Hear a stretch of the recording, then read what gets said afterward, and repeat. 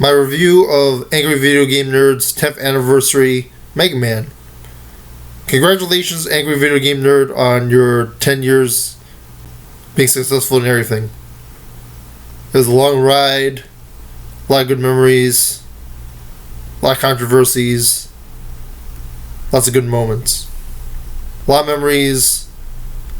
It was a period of YouTube history, and I think it'll be remembered very well.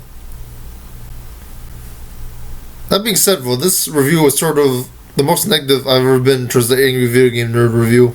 It was sort of a mixed bag. In my personal taste, it was more negative than positive, but a lot of fans seemed to enjoy it a lot. This was more of him reviewing and doing skits rather than having difficulty playing games, which is a shame since Mega Man, after all, he does address the disappearing platforms. It was at a time when Nintendo games were really difficult. Yeah, the thing is, he's reviewing, but I feel like, let me address the criticism. My main concern is the criticism of Mega Man Legends and Mega Man Soccer. Though Legends has its detractors, I didn't find the review complete without addressing its loyal fanbase too. They have a voice, as Angry Video Game Nerd does.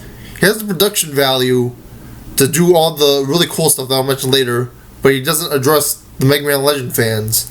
Many Legends fans probably felt betrayed that Angry Video Game Nerd would choose to put this game on the list as, I don't know, it's weird.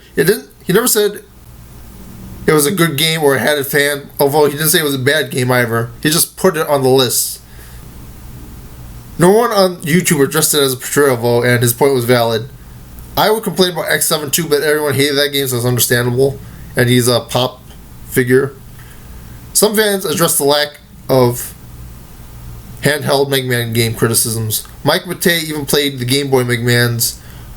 I forget if it was Mike and James Mondays, because they didn't have James, but he was very frustrated playing that game, and I figured that would get reviewed too, but maybe he's saving that for another review. A lot of stuff. It's an incomplete review, I guess, maybe. I've also never heard anyone call Mega Man Soccer a bad game, just weird. The fans loved the review. There definitely was a lot of production value with the destruction of bookshelves, ceilings, and tons of video game cases. Not to mention probably the best use of cloning CGI in any YouTube video must be praised. He also gave praise to Mega Man 2 as the finest achievement in this series, which most will agree with, although there are fans of 3 also. His history of the main franchise was very good. Mega Man X4 was one of my favorites.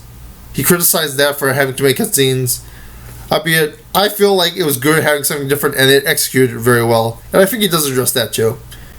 He said that, I think he admitted that too, that it was something different. His strength was in analyzing stories, which X4 was probably the crowning achievement for the Mega Man franchise.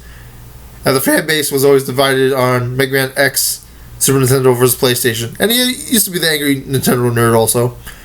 Ego Raptor's criticisms about there being the same in a Mega Man game was a lot better, and he had analyzed the game design strengths of Mega Man X in addition to addressing why the same should be the same.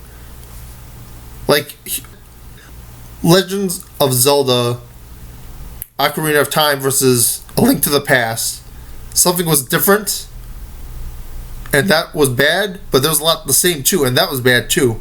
Mega Man X, he thought was a good sequel, and I thought that was interesting, and I felt that was a complete review. This Mega Man review by AVGN, I didn't think it was a full review. It was really entertaining though, and I really hope he does more high production stuff too. It's very hard to find that kind of stuff on YouTube. I wonder if it's supposed to captivate the Rooster Teeth crowd or something, because like of the high production values. It's weird. He's always been sort of this indie guy opposed to like this whole full production business thing. I wonder if he doesn't want to get too big or too complicated, or he just wants to concentrate on making the videos, and I think that's what matters.